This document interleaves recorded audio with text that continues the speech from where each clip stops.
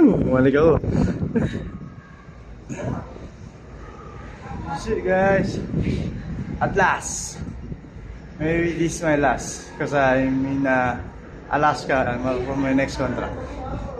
Bye bye. Liberty of New York. Hiningal ako ron. Tinakbo ko pa. On the spot. Bibidyon nga kati. Magsalita ka.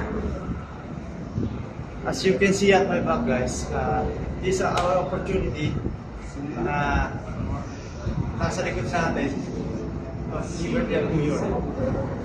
Medyo nag-enjoy ako sa pagkakataon nito, even though a little time, a moment.